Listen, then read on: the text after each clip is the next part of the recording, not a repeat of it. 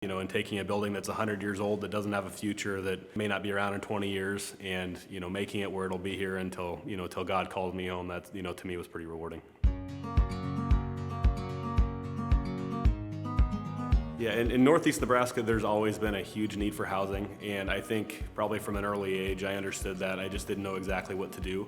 Had initially quoted out some slab on grade properties and, building from scratch. Actually had gone as far as to buy some lots to build them.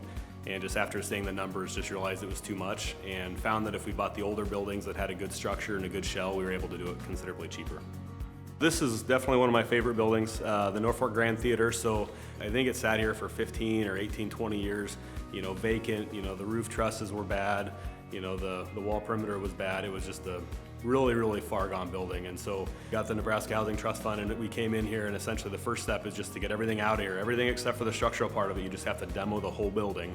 That way you can see 100% what you have. It was neat for me. Each of these I learned so much.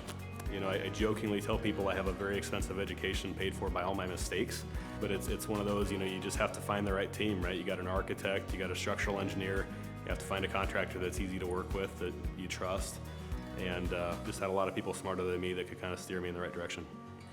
Yeah, so in the Grand Theater building, we have 9 apartments upstairs.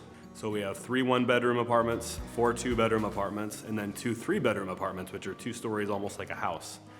And then once we got those done, we moved down to the commercial space. And one thing that was hard for me is finishing the top floor while keeping in mind what I'm gonna need on the bottom floor, just the infrastructure and the commercial stuff and the marketability. But then after that, we got Juice Stop was first. So after Juice Stop, we had about 7,000 square feet left, kind of a unique L-shaped area. And we were able to partner with McClory Engineering, who's on the south side of the building. They have about 2,200 square feet, beautiful office space. They did a good job designing it.